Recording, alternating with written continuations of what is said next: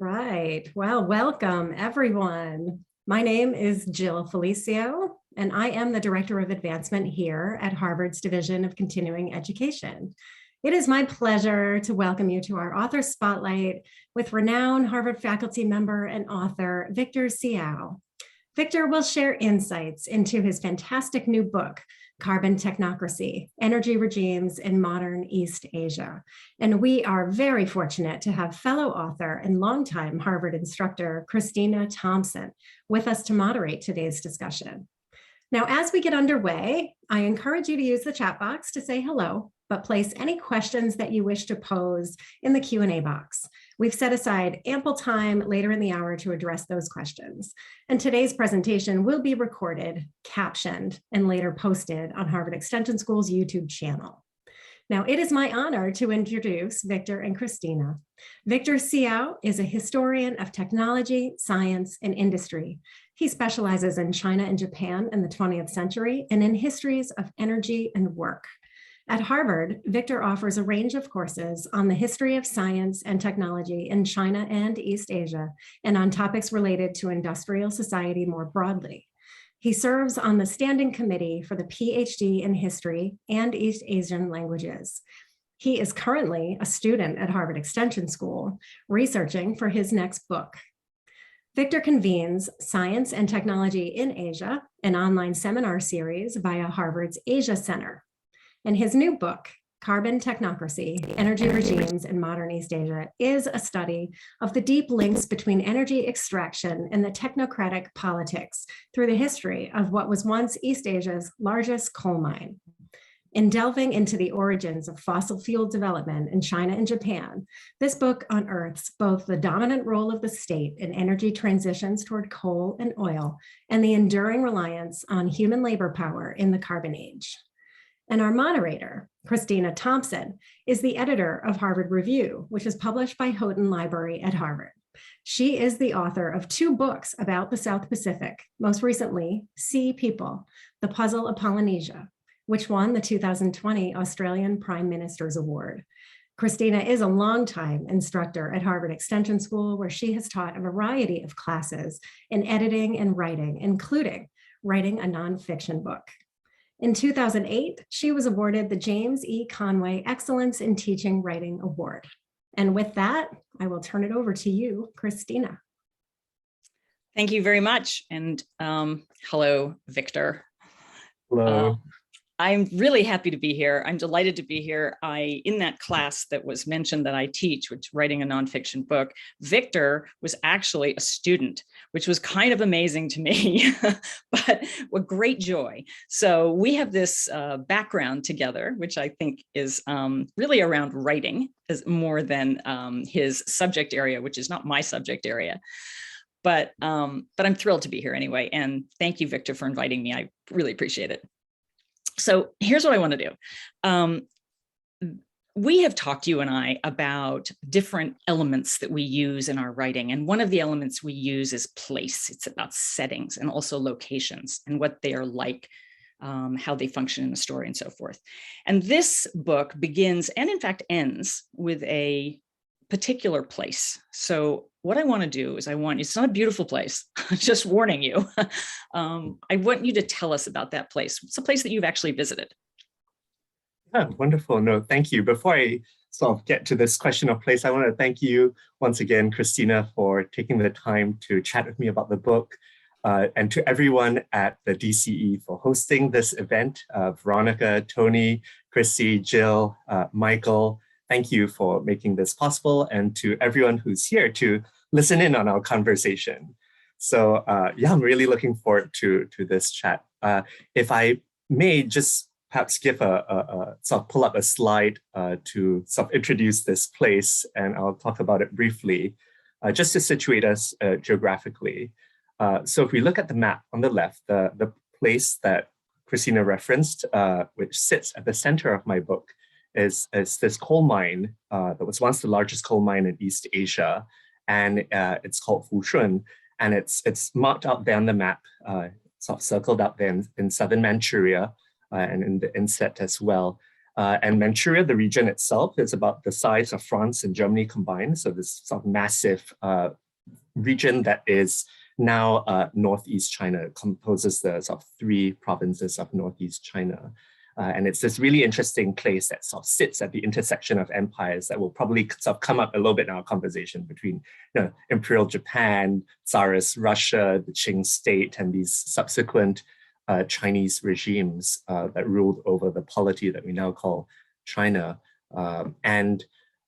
This place, Fushun, was the site of great kind of carbon extraction, of coal mining. And so one of the pictures I wanted to sort of highlight is up there on the sort of top right. It's actually my sort of favorite picture to show of Fushun. It comes from a postcard from the 1930s, just to give you a sense of the massive open pit that sits at the center of this site. And this was an excavation that was impressive in scale by the early 1930s, around the time that this photograph was taken. The amount of stuff that they took out to sort of create this cavity was about 3 times the amount that was dredged to create the Panama Canal, just to give you a sense of this immense scale. But another reason why I really like this photograph, and I thought it would be a nice introduction to the site, it's because of the caption that it bears, and it has the caption in both English and in Japanese. It's English, it reads there, the grand site of the open working Fushun colliery. But in Japanese, for those of you who can read Japanese or the Chinese characters, you notice that there's something that's missing in the English translation, and it says in Japanese, Mujin no hoko, which means sort of limitless, inexhaustible treasure house, which to me sort of speaks to the kind of fantasy that this site also contains, this which ties into the belief in and this in hope of inexhaustible energy. And one of the tensions then in the book that we see is between this kind of fantasy of inexhaustible energy as well as this persistent fear of scarcity and how this is held in a kind of productive tension is something that runs through the story, but also it's very much a story of our relationship, I think, to energy in the modern industrial world. And lastly, I'll just show the gesture to the final image there, which is of Mao visiting Fushun in 1958. The Chairman Mao visiting at that time at the height of what would be the Great Leap Forward, this campaign, this hyper-productive, sort of productivist campaign that marked the end of that decade of high socialist industrialization.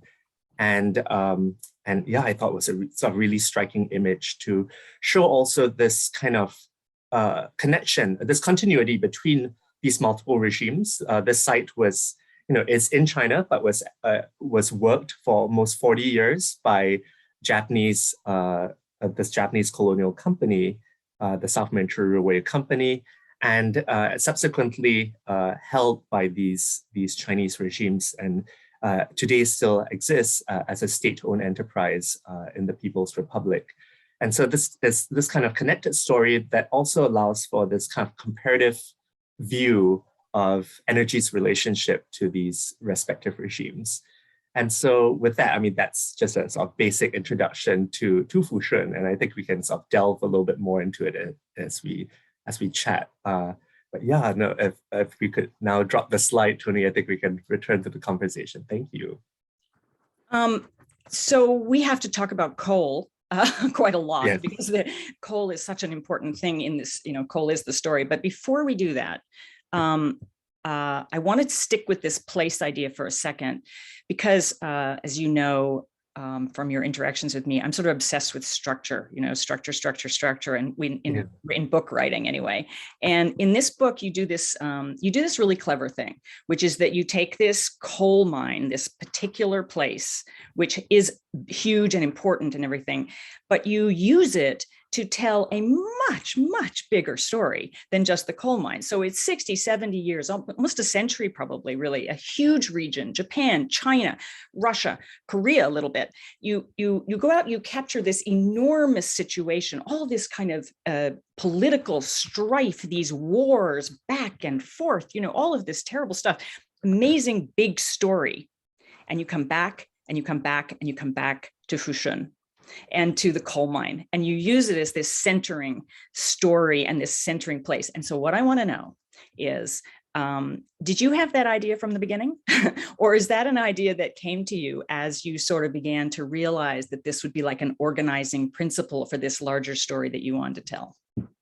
Yeah, no, thank you for this. I would love to say that I had this all thought up in my head from the start, but as you know how books are written and the like, the project had evolved from its conception. And so, what brought me to Fushun was actually the migrant labor, which I write a lot about. And I was interested in, this large scale migration that was happening from North China to Northeast China to Manchuria in the late 19th, early 20th century. And I thought part of telling that story, a good way to tell that story would be to sort of center on a sort of receiving site, such as Fushun. And Fushun jumped out at me from the various documents in Chinese and Japanese that I was looking at. I thought it was really kind of a productive place to explore those questions about labor, about human energy.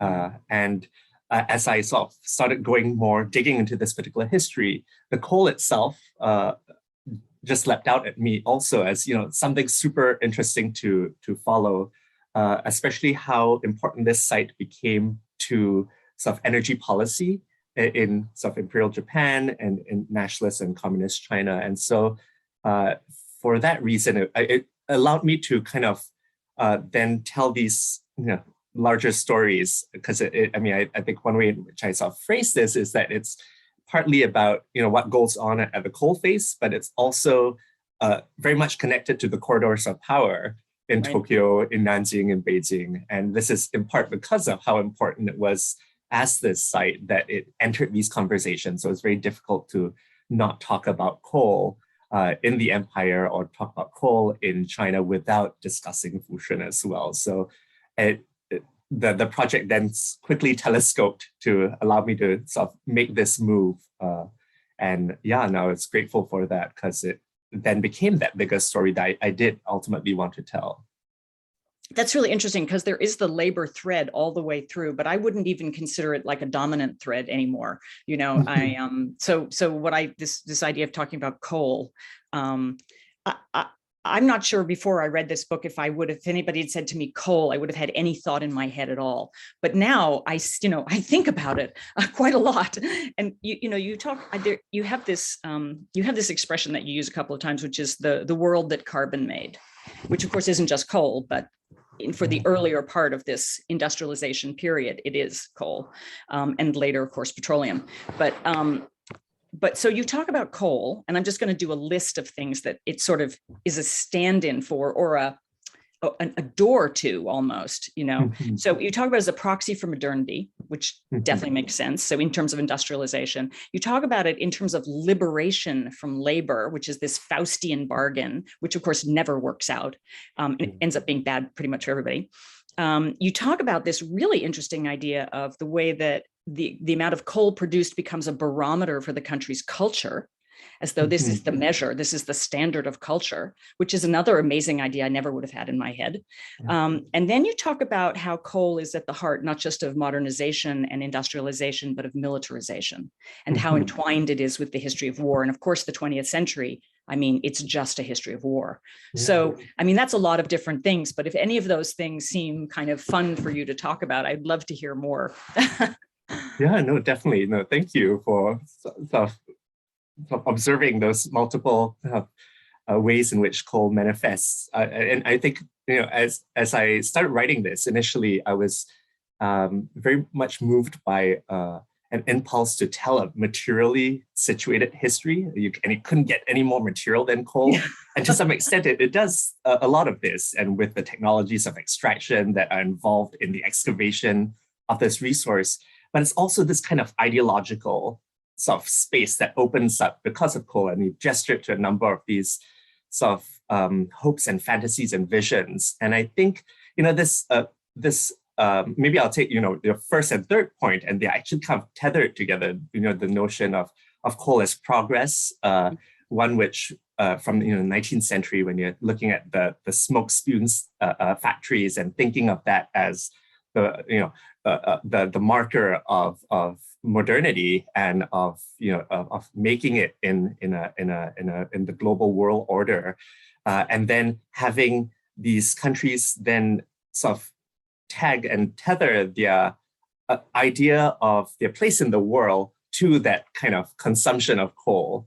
and to having these the capacity to either extract or burn this resource. And it becomes, at the same time also kind of collapsed into this one figure. For instance, how much coal did Great Britain produce this year, how much coal did the US produce this year, or Japan produce this year, that sort of smooth over the various, the multiple uses of coal. Coal has many uses, beyond just powering the railway or the steam engine, and it differs also on the material properties of coal again. So whether you have coal for smelting of steel and iron, for instance, coking coal versus or metallurgical coal, or thermal coal that would be used to sort of power your power plants, that kind of becomes fuzzy in the kind of crude comparison that kind of marks into which coal is placed.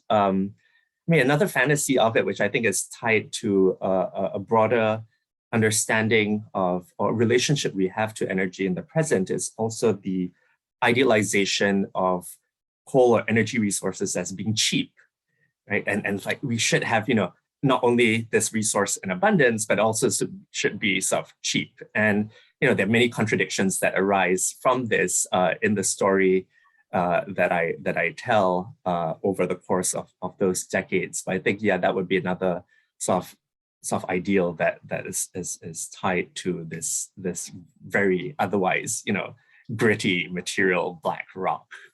Yeah, it's really fascinating the way there's this kind of, this kind of arms race or whatever. It's kind of the industrialization race. I sort of hadn't quite pictured it that way in my mind. Everybody, and that, as you say, that measuring of how many tons we're producing, and the numbers all the way through are fascinating that way. This obsession with more and more and more and more and more as you say, at the expense of sort of everything in the end. And in fact, that is, I would have to say that one of the most interesting one of the most interesting ideas that comes through to me is the way that the story covers these very different political regimes. It's over a long period of time, but it's not so much that, it's just that there's all this kind of political shifting going on. And so we have Imperial Japan, we have nationalist China, we have the Soviet Union, we have Tsarist Russia even before that, we have communist China, we have all of these different regimes, and they all have this relationship to coal, to energy, to technology. And even though they are incredibly different, their relationship to this substance and to the extraction of this substance is the same. It's always the same. They have the same problems. They face the same difficulties. They make the same mistakes.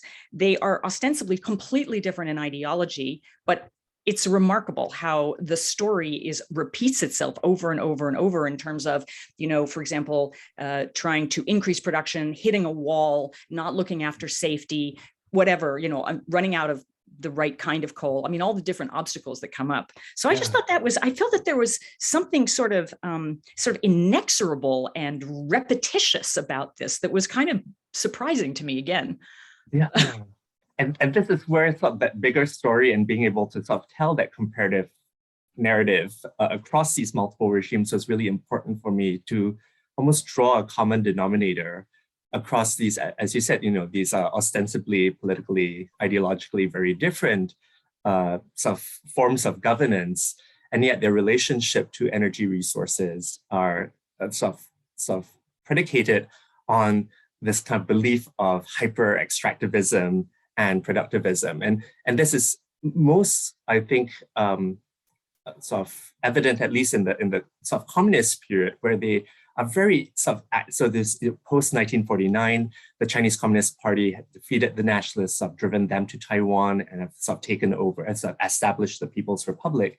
And with the establishment of this new socialist regime was this hope of the revolution, of bringing in a new socioeconomic order, one that would be friendlier to workers, or one in which the working sort of individual would be privileged over all these other interests. And in sort of within that kind of rhetoric, there was oftentimes the sort of ways in which those previous regimes were sort of decried for ignoring precisely those kinds of dynamics, so exploiting the workers and the like. But once these productivist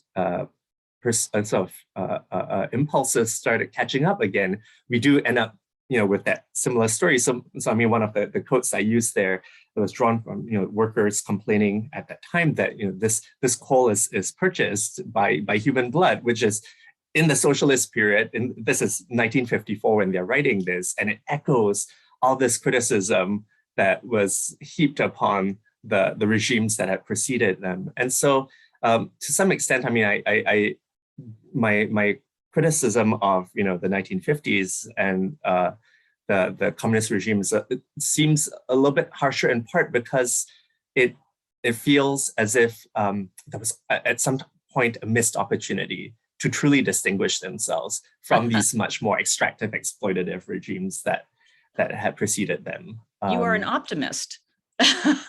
Somewhat. I mean, I do recognize that there were some, the really, extenuating circumstances that would sort of that would make industrialization of that order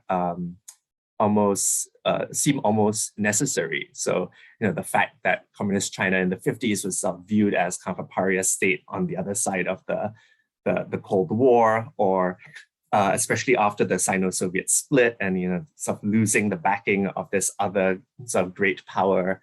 And so there are some of these impulses there, but to the extent that they really should have sort of driven production to that extent that workers' lives were once again being sacrificed is something I call into question. And this I oftentimes say that I am kind of joining the criticisms that was sort of put forward by some of the kind of American leftists in the late 1940s of Stalinist Soviet Union, and of what they saw as state capitalism. So people like CLR James or Grace Lee Boggs, who were sort of writing against that regime, and in a sense, I see echoes of that in China's experience in the 1950s as well.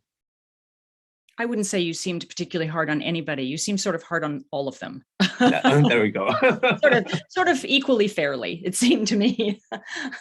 I mean, there is one of the things that's quite wonderful about this book, as I mentioned, I think to you before we were talking here, was that I just learned a very great deal about basically about China, Japan, and the rest of the environment, the rest of the geography over the 20th century, which was not something that I would have said I was totally ignorant about, but I was pretty ignorant. And I thought that your management of the very big themes was really wonderful, really felt kind of comprehensive. It felt sort of, it had that nice overview while also being a highly specific book in many respects. So, hats off.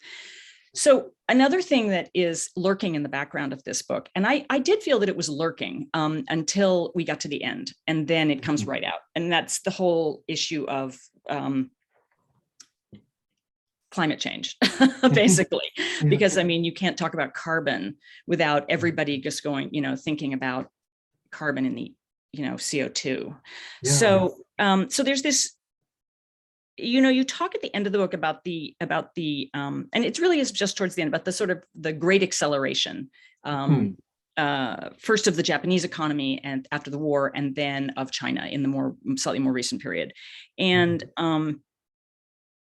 this goes back to the limitless treasure house idea. So that, you know, I have this feeling that you sort of keep hoping that someone's going to understand that you can't keep doing this, and nobody ever does. And so I'm just wondering if you want to, you know, is the delusion perennial, perpetual, inevitable? Yeah, I don't know. I mean, as a historian, I would like to say that it's all contingent as well. But I mean, in part, you know, I mean, I think this highlights this book. One of the things it does exactly is in kind of excavating that sort of shared history of extractivism, of energy extractivism, that we kind of understand some of the dynamics surrounding the sort of origins and challenges of how the climate crisis unfolds. And I mean, maybe to speak separately to the two countries that kind of sit at the center of the book, I mean, I think on the one hand, it is to kind of show that, you know, Japan, not only in its imperial era, but then by the epilogue, I'm also sort of pointing to the kind of the afterlives of this sort of hyper sort of energy extractivist economy. It shouldn't be sort of let off the hook either. It's not like, you know, because I think that there tends to be this kind of association with sort of Japan in the present day as a much more kind of sustainable society. And to some extent, I mean, to a great degree, and I would argue it's still a fossil fuel power and one of the sort of big sort of fossil fuel consumers in the world today. And to sort of call them out on that, to not, you know, draw this kind of dichotomy between sort of a sustainable, kind of efficient Japan versus, you know, a polluting China, which I think in popular imagination is kind of the roles into which they tend to be slotted. And so on the one hand, to sort of show that there was this continuity of the kind of imperial order across the trans-war period into Japan's period of high growth during the sort of post 1945 Great Acceleration, this period in which we witness a sort of great exponential increase in the use of fossil fuels, not only oil, which sort of eventually outpaces coal in many sectors, but coal itself also. I mean, we say that we are sort of past the age of coal, if we want to define ages by these resources, but we're still consuming more coal than we did, you know, prior to 45 even. So it's still very much a problem of our present. And then to also kind of sort of tell the story in a way that, you know, doesn't just place China as this kind of aberration, even though it's, you know, it's this big consumer of coal in the present, but it's not just a kind of product of some pathological failure of, you know, high socialism that continues into the present, but it's really sort of baked into the project of modernity, of which they're all participating.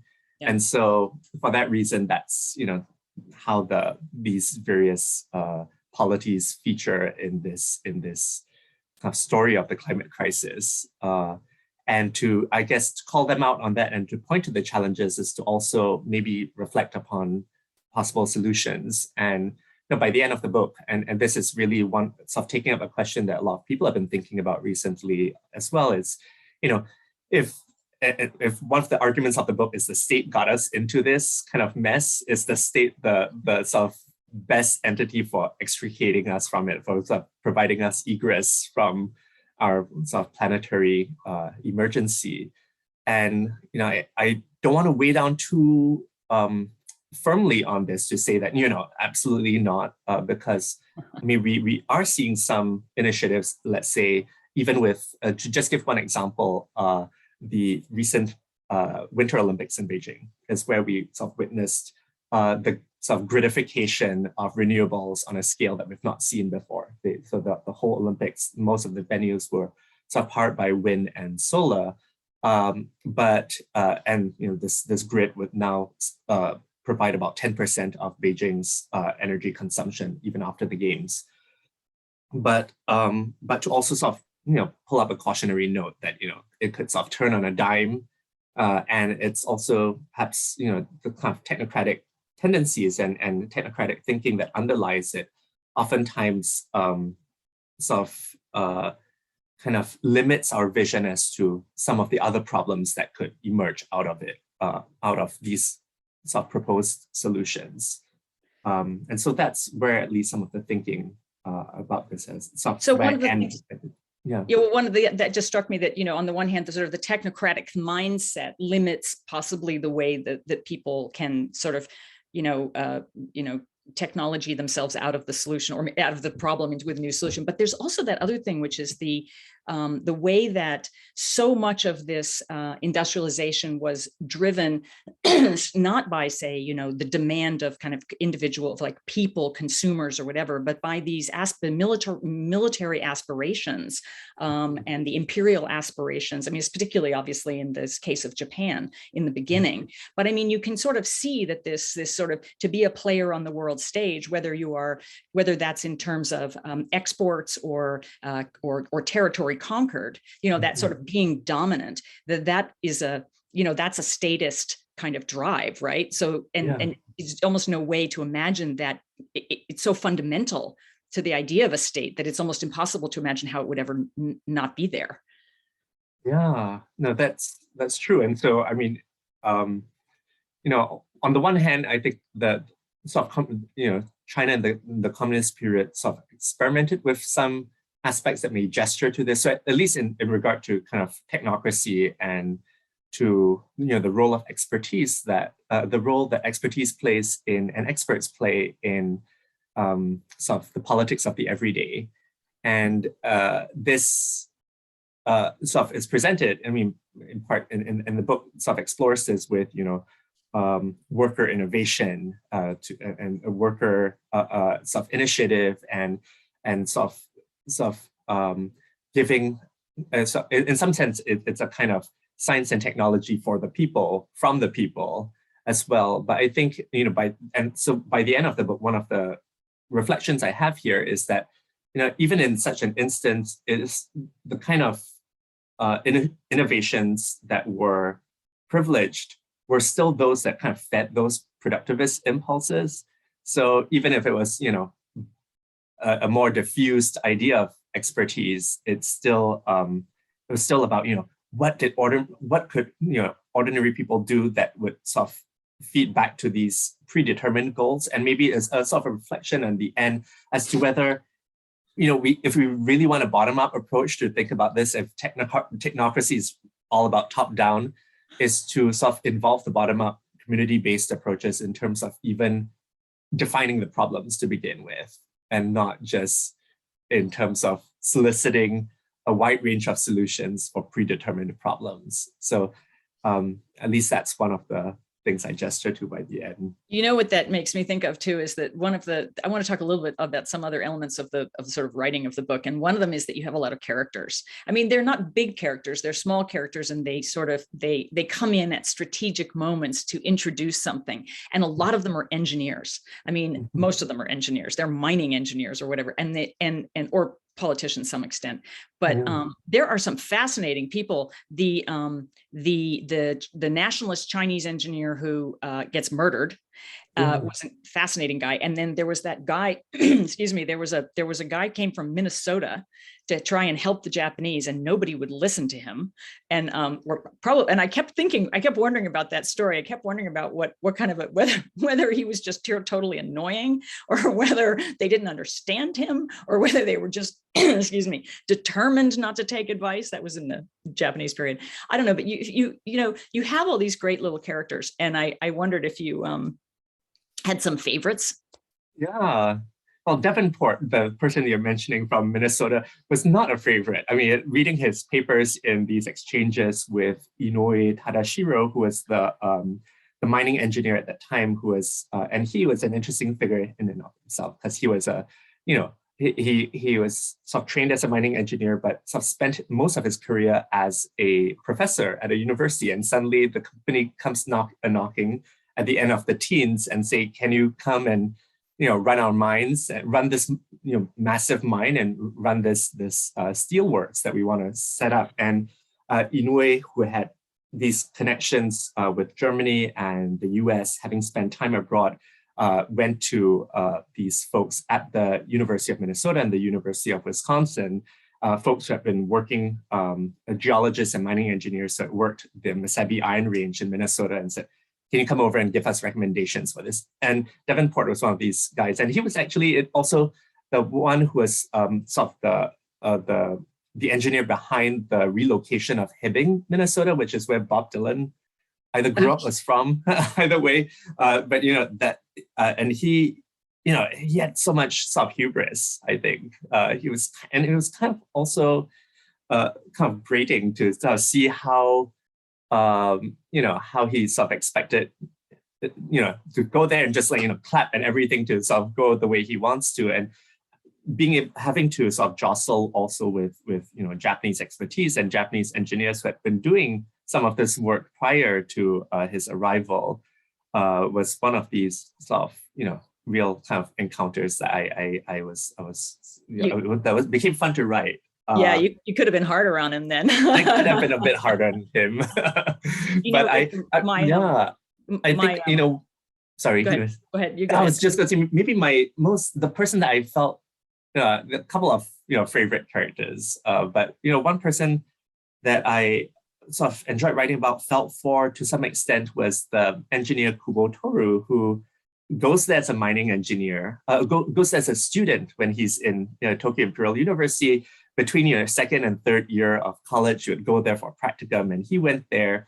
And I have his report from his student days. It's from 1912, and come back and he write these 200, 300-page reports, handwritten, and he had just such. He was just so taken by this site that he gets a job there, and he before his stage, before his practicum is over, he signs up and says, when I graduate, can I come back? And he does, and he builds his career there. He's there for over 30 years thereafter. But because he was kind of the second in charge during this massacre that takes place. At the beginning of the 1930s, after the establishment of Japan's client state of Manchukuo in the region, he is executed. He's tried and executed after the war by the nationalists when they take over. And so, I think he was just such an. I that was one person I sort of enjoyed sort of tracking over the decades, and to see how he and being able to. His life almost mirrored Japan's imperial project in this specific site. And so that was part of that appeal. And to sort of, find people who are representative of that logic, of that ideology of a particular moment. That was one of the. They're wonderful. And their passion for the for the whole project is amazing too. It's I don't know exactly how long they want. Well, anyway, maybe somebody will give me a tip when they want us to turn to questions, but I have a couple more. I have a couple more things I want to ask you. There's usually a hard part in a book when you're writing a book. And sometimes it's just the time, it's just the middle, because it's the middle. But I wondered if there was a part of this that was harder for you than the rest. No, thank you for that. Yeah, I think this would be sort of writing this third chapter, which I had, and this is a chapter that, and part of why this was difficult was because most of it actually doesn't happen in Fushun.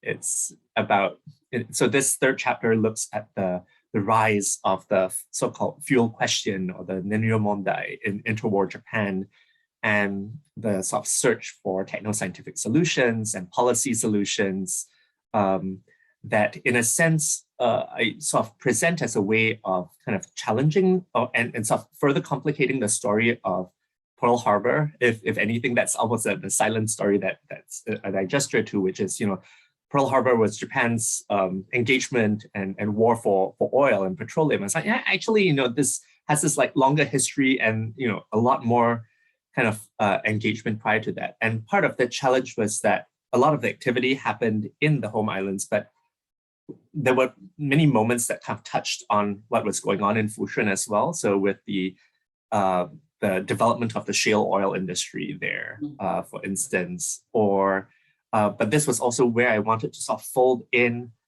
one of the tensions in the coal market in the empire, which is that all this cheap colonial coal was was kind of driving some of the domestic businesses in the home islands, the domestic mines out of business, and it was undercutting their prices. This was around the Great Depression. And so how to kind of fold all those stories in while also telling, and since I was in Japan, I was like, I should tell a story about, how energy was working, so, energy's place in Japanese society in the first half of the 20th century. And so I kind of folded that story in as well and trying to sort of weave all those threads together while not being as, tethered in place in the way that the first chapter was, or the second chapter was a little bit more of a challenge to write. But, and that was the chapter that, in the first iteration of this, I was like, ready to go. This is the one that is set. And it ended up being the one that I sort of, revised to death right at the end and rewrote. And so to sort of smoothen all those edges around it. The delusions of a first draft, right? Yeah, I know, right? The hubris. Yeah. I mean, the only other thing about that, the sort of process of the writing is, I mean, the question of sources, which you and I have discussed a little bit. It's not very many people who can cover, multiple, it's firstly languages, it's the command of languages, but also being able to do the research in the languages and also having access and kind of knowing where to go and who to talk to and things. And I was just curious about, I mean, I think this book was a long time in the making, and you thank a lot of people in the back. So, including a lot of librarians, hat tip to librarians, without whom we could not do anything. So I'm just wondering if you wanted to say a little bit about kind of the way that the sourcing and the research for it worked for you. Yeah, no, thank you. I love to talk about sourcing, so this is great. But so there's oftentimes this, amongst historians, we say, oh, we have to sort of move beyond the ways in which we traditionally periodize history, right? History doesn't end, or this period doesn't end in 1949, this period of Chinese history, and we have to go beyond it. And this was, when the revolution sort of began, and that or the revolution was successful, and the new People's Republic was established. And how do we transgress those periods? And I mean, I think that's true. That, I mean, it's very important to sort of show changes and continuities across these periods. But then it gets to also that question of sourcing, because oftentimes when we move from one political regime to another, the sources speak at sort of a different register also. And so, for the Japanese colonial period, I had, the archives and of the South Manchuria Railway Company. I was able to tap into a lot of the reports. This was a company that was, sort of self-identified and modeled itself after the British East India Company, and also around this notion of scientific colonization. So this idea that in order to really govern a space, one has to, really know the region. And so they invested a lot of money into research, and we have tons of reports and about all aspects of both what was going on in the mine, what was going on in the railway more generally, what was going on sort of in society and the economy in North and Northeast China.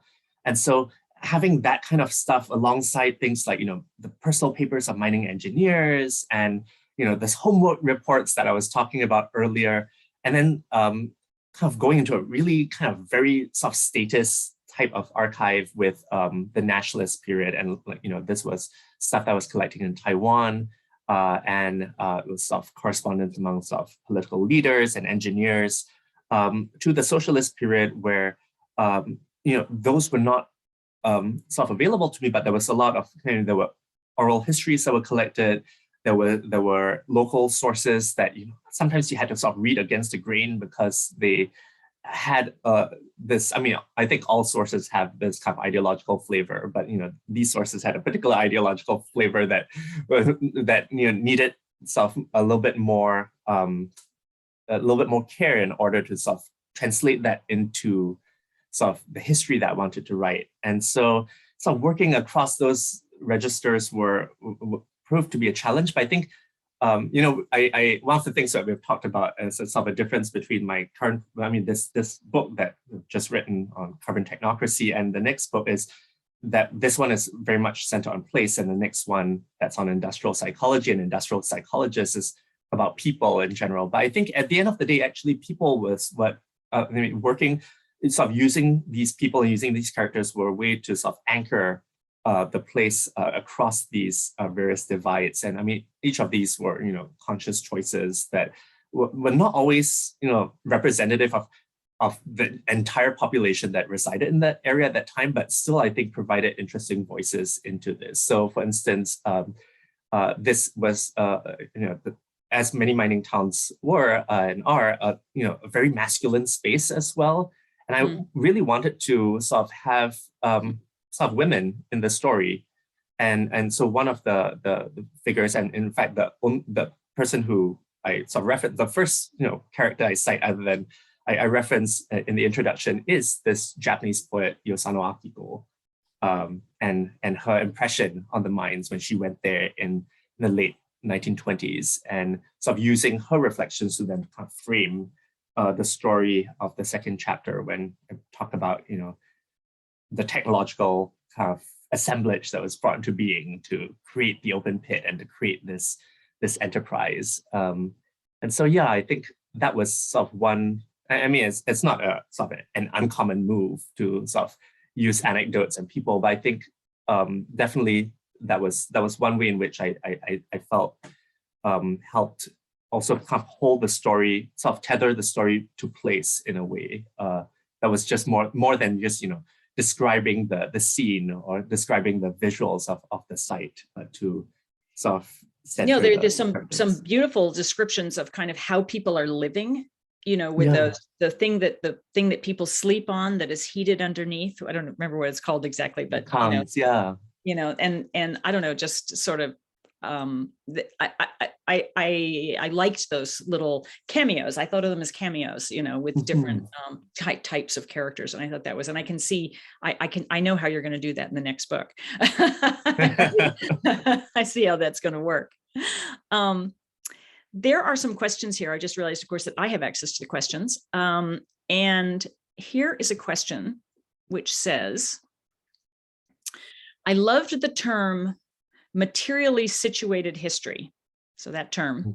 Do you often approach history in this fashion, or did you find it to be particular to this story about coal in East Asia? Good question.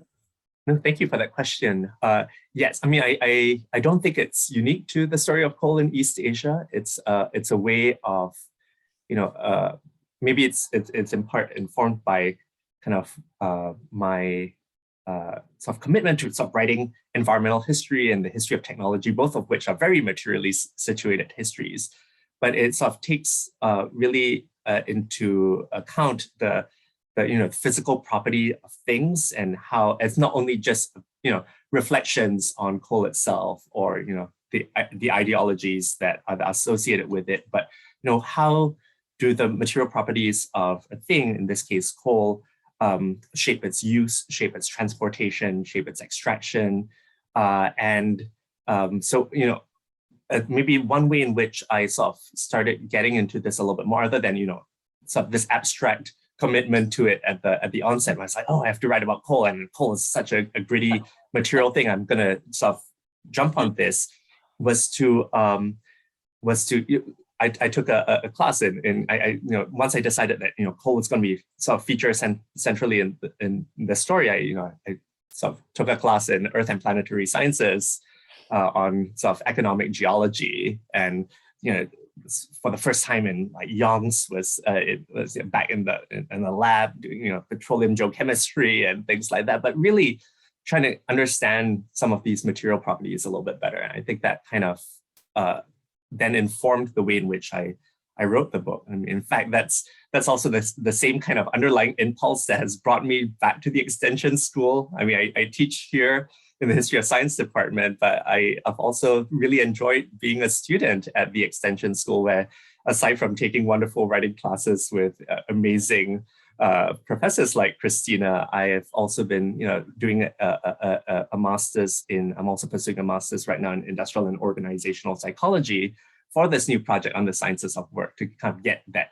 sort of internalist perspective. So I think the materially situated history is in part kind of informed by these. Maybe I just like taking classes. That's another. It's so funny. It's funny that you say that, because when I was working on my book, I took classes all the time. I took a class in archaeology, and I took a class I took a physics class. I took all these classes. I took a class in Indo-European linguistics. Well, of course, I dropped out of that one. But I agree with you. For me, this is the mark of a true intellectual, that you're always learning this new. You always know your limits in terms of you have your command of your area. But of course, outside your area, there's all of this stuff, and the more that you bring in, the more of that stuff that you can pull towards you when you're writing. I greatly admire that practice. So good on you. There are a couple of other questions here from Caleb Shelburne. Thank you for this inspiring conversation. I'm wondering if Victor can reflect a bit more on his use of language, and in particular, non-English languages in the book. What are the stakes of rendering Chinese, Japanese, Korean words in English? Were there particular sources or ideas that could only be conveyed in the original language? And you have a very interesting way of doing that in this book. So yes, you should talk about that. Yeah, thank you. So no, thanks for that question, Caleb.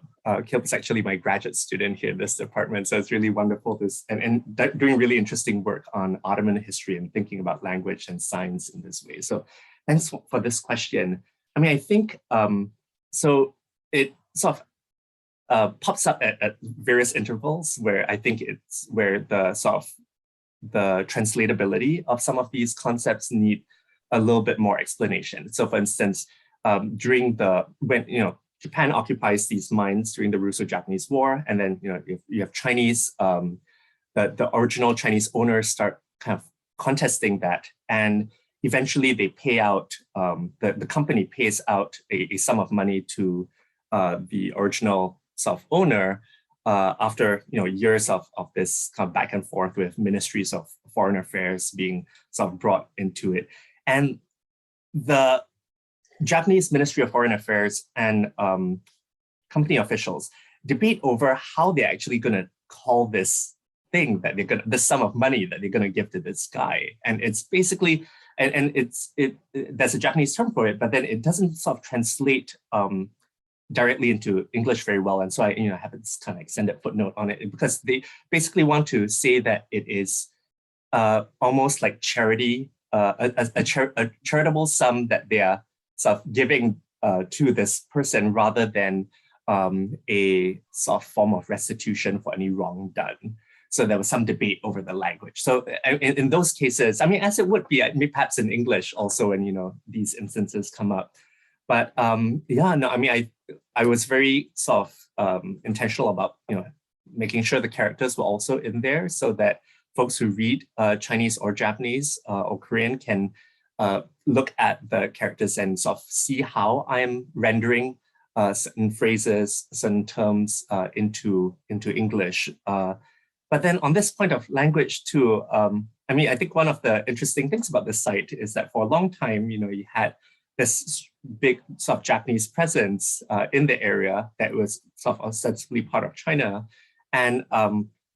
and so, that even amongst our historical actors, there's this kind of friction of languages. And one of the most fun sources that I've used for this was a set of textbooks from 1935 that the colliery actually produced for their supervisors and management to interact with Chinese workers. And they included a whole host of, scripted conversations between these supervisors, these fictional imagined Japanese supervisor and Chinese workers, and seeing, and so they have the Chinese text above and the Japanese text below, and there's all this kind of scripted suspicion and scripted admonitions within these kind of phrases. In some sense, it's kind of like a phrase book, but it's full of how to scold someone for lying about their age, or about their drug potential use of drugs, or all these other kinds of accusatory phrases, which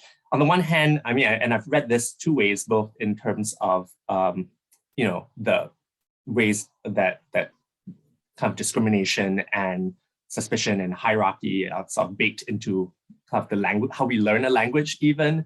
But on the other hand, it's if you want to read it against the grain, these were strategies for Chinese, potential Chinese workers to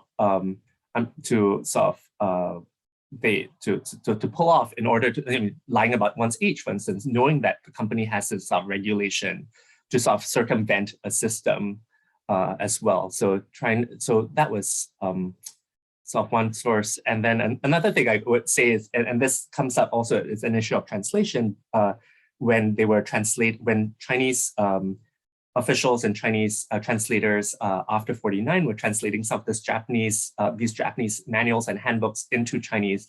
They would sometimes complain that, you know, even the way that Chinese miners at the site were then talking about something like a mine cart, they would use this kind of phoneticization of Japanese. So the word they're thinking is you know, mine car is one example, and the Chinese workers' term for it was kuruma, which was actually sort of a phonetic transliteration of the Japanese kuruma. So instead of calling it, you know, the Chinese word, they would sort of have this phonetic Japanese. So I mean, the ways in which it's sort of blended into this. So I thought this site in particular was very sort of productive for sort of, I mean, not only examining my own scholarly practice and thinking about it, but also thinking about how sort of languages sort of intersected historically at a site that's in between all these spaces. It really is in between them too, with these people kind of washing over it back and forth and back and forth. I mean, it seemed like it was a great choice in that way, you know, kind of as a focal point. There's another question here, and Samuel, forgive me if I massacre your name, Samuel Kadiebo, I don't know, Kadiebo. Thanks to Dr. Victor Seow. Your presentation is so neighboring to historic nature to the current war situation in Ukraine. Do you think this might be a revisit of Napoleonism at play? Or is it a resources-based fight or struggle by the protagonists? So to Ukraine. Yeah, I know. Know anything about Ukraine? Probably as much as most of you in the room now. But I mean, I think, so again, I sort of will say that this comes from a position of just, you know, mainly observing the developments in East Asia and sort of historically, as well as what's going on in the present, but the extent to which you know, this is sort of tethered to notions of energy self-sufficiency and sort of ways in which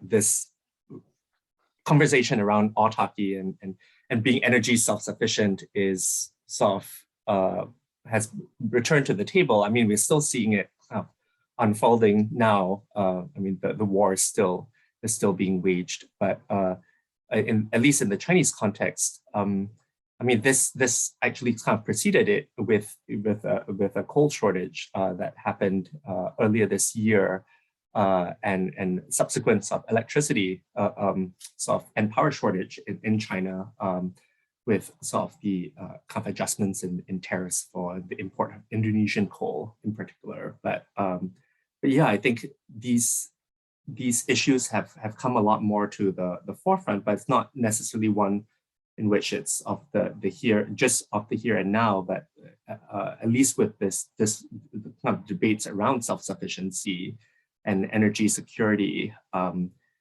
really takes off after the First World War, which sort of serves as that kind of moment for the story that I tell. But thank you, Samuel, for your question. I guess time for maybe one more. Tim Richards asks if you sense that there may be some autonomy to oil, coal, and natural resources within each of these countries post-Ukraine lessons. Mm-hmm. I mean, you know, the interesting thing about this, which we didn't really touch on, but that you mentioned just now, which is the drive for self-sufficiency, which recurs as another one of these themes all the way through. I mean, there's kind of statist expansion but there's also autonomy and self-sufficiency, which is such an interesting drive also. Yeah, I mean, I think definitely, just to sort of harken back also to my response to Samuel is yeah, I think that is one of the things that's interesting about this is it's also sort of predicated on not only, let's say, present shortages, but like, you know, projected shortages for the future and projected scarcity.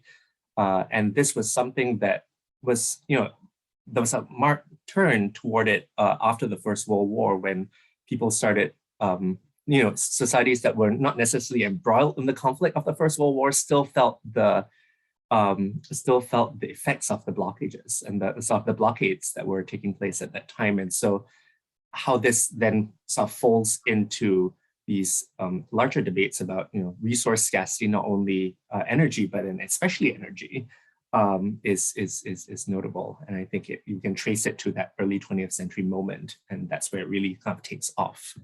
But thank you for your question. I think we are probably should wrap it up. And I want to thank Victor for joining me in a conversation about his wonderful book. I want to recommend his book. I want to thank the Extension School for hosting things like this, because we love them. We love the Extension School, but we really appreciate having these opportunities to talk about our work and to celebrate the work of people like Victor. So thank you, everybody, for coming, and thanks for being here. Thanks, everyone. Thanks, Christina, again for doing this. Please pick up her book, which is now in paperback. Also, this is okay. Wait. Oh, there we go. We can be twinsies. But this is confusing, so just pay attention, everybody. Yeah, but please do pick up See People as well. It was my first read of 2022, and it's sort of left an impression since. So glad to have this chance to chat, Christina, and thank you everyone at the Extension School also for making this possible, and for those of you who came. Really appreciate it. It means so much to me. Thanks. Okay. Thank you both. Bravo. Just beautifully done. Hope to see you all again. Okay. Yeah, no, thanks so much. Thanks everyone for supporting. Thanks, Christina. This was, I really enjoyed it. I love the book. The book was great. Thank you. I learned so much. I hope I didn't sound too ignorant.